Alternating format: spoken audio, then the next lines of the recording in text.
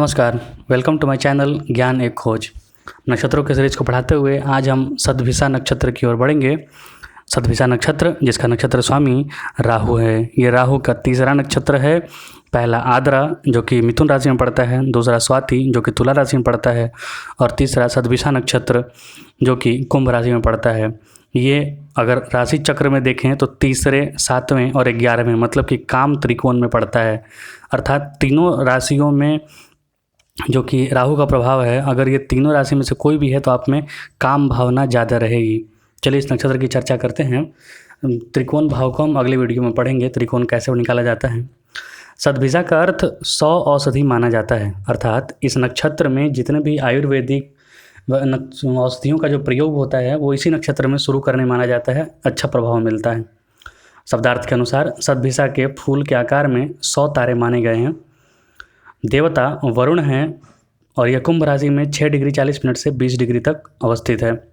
स्वामी ग्रह राहु हैं, इसके चर संज्ञक नक्षत्र है, शुभ तामसिक और नपुंसक नक्षत्र है। जाति शूद्र है, योनि अश्व है, योनि वैर महिष है, गण राक्षस है और नाड़ी आदि है। यह दक्षिण दिशा का द्योतक है। जातक कुशल चिकित्सक होता है इस नक्षत्र में, क्योंकि इसी नक्षत्र में जो आयुर्वेदिक, पहले के ज़माना में आयुर्वेदिक, आज के ज़माना में शल्य चिकित्सक, जो भी चिकित्सा मान सकते हैं, चिकित्सा पद्धति जिसे लोगों को बचाया जा सकता है, इसी नक्षत्र में मुख्य माना जाता है, क्योंकि यह डॉक्टरों की ही राशि है, ये माना जाता है। इस नक्षत्र के जातक कोमल शरीर, उत्कृष्ट स्मृति, इनकी स्मृति बहुत तेज होती है, चौड़ा ललाट होता है, आकर्षक नेत्र, उभरा उदर। जो स्त्री जातक हैं वो लंबी, दुबली, पतली, अति सुंदर, उन्नत नितंब, गुलाबी अधर, चौड़े कपोल, सुरुचिपूर्ण स्वभाव वाली होती हैं। स्त्री जातक को वैवाहिक जीवन में थोड़ा लंबा वियोग कभी कभी देखने को मिलता है, कभी कभी वैधव्य में देखने को मिलता है, इसलिए कुंडली मिला के विवाह करना चाहिए। इनका रोहिणी नक्षत्र से काफ़ी मधुर संबंध होता है, इसलिए रोहिणी नक्षत्र से विवाह करना उत्तम रहता है। हालांकि कुंडली तब भी मिलानी जरूरी है। यह नक्षत्र रहस्यमय, दार्शनिक, वैज्ञानिक और दूरदर्शी है, क्योंकि ये 11वें भाव में पड़ती है, इच्छा पूर्ति के भाव में, तो इनकी इच्छाएं असीम रहती हैं। अर्थात जहाँ पर भी अगर आपकी कुंडली में मेष राशि है तो 11वें में ही पड़ेगा। अगर और अन्य राशियाँ भी हैं तो जहाँ पर भी पड़ेगा उस क्षेत्र के लिए, उस राशि से संबंधित, उस भाव से संबंधित आपकी जो इच्छा है वो ज़रूर पूर्ति होती है और उस पर इच्छा ज़्यादा बलवती होती है। जैसे कि अगर आप कर्क राशि का देखेंगे तो कर्क लगन के लिए यह जो कुंभ राशि है, यह नक्षत्र जो है ये 8वें भाव में पड़ता है। तो 8वां भाव होता है गुप्त भाव का, अचानक से संपत्ति का, पैतृक संपत्ति का या पत्नी से मिलने वाली संपत्ति का, इस चीज़ों में होता है। तो इन लोगों को, कर्क राशि वालों को इन सब चीज़ों से लाभ ज़रूर मिलता है। राहु नक्षत्र स्वामी है और इस राशि स्वामी जो कुंभ है उसका शनि है। तो शनि, राहु को शनि का ही एजेंट माना जाता है और उन्हीं का फल वो देता है। तो 11वां भाव लाभ का भाव है, छठे घर से, मतलब कि रोग रिपुऋण से ये छठा से छठा भी है, इसीलिए यहाँ से हम व्यक्ति को शत्रु कैसे मिलेंगे, रोग कैसा होगा, वो ठीक होगा कि नहीं, यहाँ से ये भी देखते हैं हम।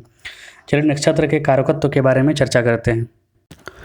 चूँकि यह विदेश भाव को भी दिखाता है, आपका घूमने फिरने का, विदेश जाने का, छोटी यात्राओं का भी दिखाता है। मछुआरे होते हैं, पशु पकड़ने वाले, मोती व्यवसाय, मूंगा या समुद्री पदार्थ बेचने वाले, धोबी, रंगरेज, शराब व्यवसाय, पक्षी पकड़ने वाले, शकुन विचार करने वाले, चिकित्सक, चिकित्सा व्यवसायी, घुड़सवारी, और इसके अंतर्गत बहुत सारी चीज़ें आती हैं।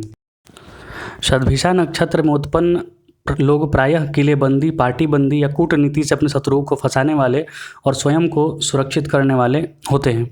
इन लोगों को कोई ना कोई व्यसन जरूर होता है, इसलिए इनके जीवन में अक्सर उतार चढ़ाव आते रहता है। इन्हें दूसरों को चकमा देकर निजी कार्य सिद्ध करने की सनक होती है। पर स्त्री व परधन के प्रति इन्हें विशेष आकर्षण होता है। बदला लेने व शत्रुओं को शिकस्त देने का इन्हें नशा से छाया रहता है, क्योंकि ये छठे से छठा है तो शत्रुओं को ये हराने में लगे रहते हैं। लेकिन सर्दी से बचाव अधिक करते हैं, इसलिए जल्दी ही गर्म कपड़े पहनना शुरू कर देते हैं, देर तक पहनते हैं ये लोग। सर्दी में इन लोगों में देर से नहाने या 2-3 दिन नहीं नहाने की आदत भी पड़ जाती है। अब ये आप जो नक्षत्र के हैं वो आप अपने पे घटा के देखिएगा कि ऐसा होता है कि नहीं। वाराह के मत में ये लोग जल्दी प्रसन्न नहीं होते हैं, बहुत समय तक आराधना करने पर थोड़े प्रसन्न होते हैं। यदि इनके हाथ में अधिकार हो तो ये लोगों को अपने पीछे घूमने के लिए मजबूर करते हैं। साफ व तीखा बोलना इनका स्वभाव होता है। इन लोगों को कपड़ा व गहने पहनने का बहुत शौक होता है, क्योंकि ये इच्छा पूर्ति का भी भाव में है। और जो राहु है वो मायावी ग्रह है, रहस्यमयी ग्रह है। माया ग्रह है तो माया के जाल में फंसाता ही है।